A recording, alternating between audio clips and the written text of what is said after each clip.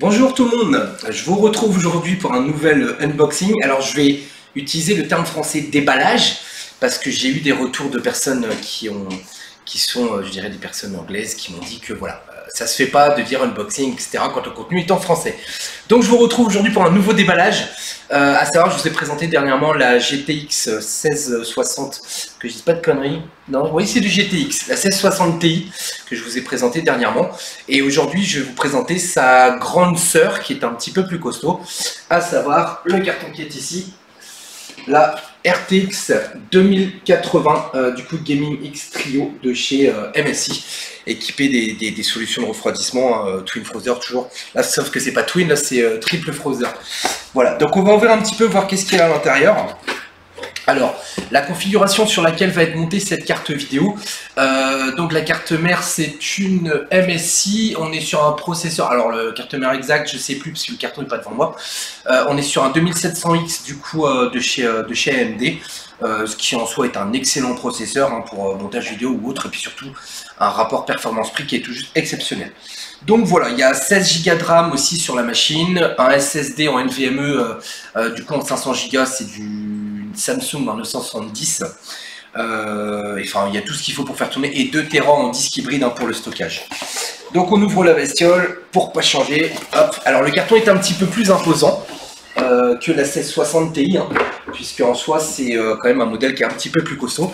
Je savais pas à quoi m'attendre en termes de gabarit. Et ben, je peux vous dire que voilà, il y a du poids, il y a vraiment du poids. Donc dans le carton, on retrouve la même enveloppe que d'habitude. Maintenant, vous connaissez, on retrouve encore évidemment les mêmes choses dedans. La petite BD MSI qui va vous permettre de choisir quelle carte, enfin, vous expliquer comment installer la carte, quelle carte choisir, etc. Avec le petit dragon, le kick est toujours aussi sympa. Hop, je décale un petit peu la souris.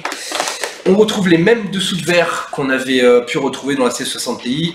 La petite carte qui nous remercie d'avoir acheté un produit MSI. Alors, on trouve ici un support, du coup, hop, je vais le sortir, un petit support qui va vous permettre de venir soulager le PCI Express hein, par rapport au poids de la carte. Hein. C'est bien métallique, c'est bien lourd, c'est estampillé du coup de la devise True Gaming, bien connue, bien chère au cœur de MSI. Hop, voilà. On trouve un petit adaptateur qui est un adaptateur du coup 8 pins vers 6 pins. Ok, bon bah un adaptateur, hein, je peux le sortir. Mais en soi, ça va pas nous avancer des masses. Voilà, c'est juste au cas où vous ayez besoin, pour éviter que vous soyez comme un con si jamais vous ne l'avez pas dans le packaging et que vous en avez besoin. Voilà, et ensuite, assez simple, hein, on retrouve après la carte vidéo qui est quand même assez balèze comparé à la 1660 Ti. Hop, on va la sortir gentiment parce que ça pèse un petit peu quand même. Voilà. Et voilà. Alors déjà, je peux vous montrer que je le tiens dans la main. J'ai quand même un bras qui est assez costaud. C'est un beau bébé. Hein. C'est un beau bébé. On va l'ouvrir. Hop, dans son sachet anti-statique. Et voilà la bestiole. Elle est énorme, franchement elle est énorme, je sais pas, je crois qu'elle a le même gabarit à peu près que les 1080 Ti que j'ai, c'est à peu près la même chose. Donc évidemment on retrouve le système de refroidissement, le Zero Frother de chez MSI. On trouve aussi une backplate qui est du même effet, hein, c'est la même chose qu'il y a sur la 1660 Ti, hein, puisque de toute façon c'est la même gamme de produits, à savoir Gaming X, hein, donc on retrouve le même design, etc., le même référence. C'est juste, en fait, un peu plus gros que la 1660 Ti. Voilà, donc ce qu'on va faire, on va voir un petit peu qu'est-ce que ça peut donner. Je pense que je vais bencher, en fait, je vais faire finir le montage de la machine. Et après, je vais bencher pour voir qu'est-ce que ça vaut, en fait, ce type de carte sur superposition en 1080. Qu'est-ce que ça vaut, en fait, comparé à une 1080 Ti ou autre.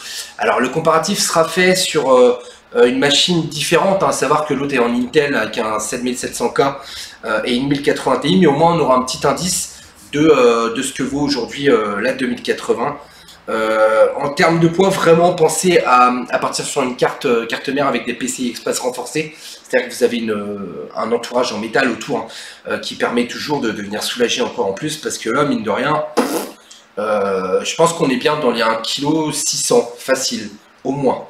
Derrière, on retrouve évidemment tout ce qu'il faut, enfin à savoir du DisplayPort. Alors je peux en compter un, deux, il y a deux DisplayPort. Ici, il y a un port USB-C, donc qui peut éventuellement servir pour la VR dans les années qui viendront, hein, parce que la technologie n'est pas encore super développée à ce niveau-là. Et hop, on retrouve... Ah non, ok, je crois qu'en fait, ça va être... Ok, il y a un HDMI, c'est-à-dire que là, pareil, on a fait un bond. En fait, il y a un HDMI, et à côté, c'est que des DisplayPort. Donc là, vous ne pourrez plus vous plaindre hein, qu'il n'y a pas assez de DisplayPort sur la carte vidéo, comme c'était le cas malheureusement encore sur les 1080 Ti. Donc on a fait le tour du produit. Alors en termes de tarifs, effectivement, c'est pas forcément donné puisqu'on est aux alentours des 800-900 euros selon le modèle. Hein. Mais voilà, une fois de plus, je suis resté hein, sur la gamme MSI, tout simplement parce que j'ai d'excellents tarifs aussi à ce niveau, au niveau de cette marque. Et puis comme je vous le disais, maintenant je travaille de plus en plus avec MSI. Donc voilà, du coup suite au prochain épisode, je vais faire le montage, finir le montage de la machine, je vais bencher un petit peu, voir ce que ça donne, et puis je vous ferai un retour à ce moment-là, le score au niveau du scoring, au niveau du benchmark. Voilà, donc je vous retrouve tout de suite. Comme convenu, je vous retrouve suite à la présentation de la RTX 2080 Gaming X de chez MSI. Je vous avais dit que j'allais bencher un petit peu et à titre de comparatif, je vais le mettre en concurrence du coup avec une machine qui est équipée d'un i7 7700K avec une GTX 1080 Ti Hall of Fame de chez KFA2. Voilà, donc la machine en question, qui est une machine client, hein, comprend un processeur AMD Ryzen 7 2700X, est équipé, est épaulé à côté de 16 Go de RAM à 3000 MHz de chez Corsair, ainsi que la RTX 2080. On a un SSD en NVMe, donc 970 Evo de chez Samsung, et 2 fois 1 Tera de SSHD FireCUDA, donc des disques hybrides comprenant une partie cache pour accélérer les transferts. Voilà, donc le benchmark qui va être effectué s'appelle superposition, hein, bien connu dans le monde des benchers, et les specs, en fait, donc la configuration du superposition va être configurée en 1080p extrême, c'est-à-dire que c'est pas une version pro du logiciel, hein, donc c'est le setup par défaut, hein, c'est le réglage les settings par défaut.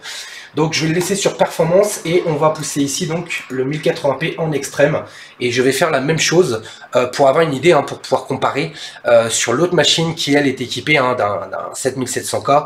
Donc ça, en gros ça donne 2700X versus 7700K et 1080 Ti versus 2080 classique sans le Ti. Voilà, donc on va voir un petit peu qu'est-ce que ça vaut, voilà, par curiosité, je voulais faire un petit test et voir un petit peu ce que ça donne.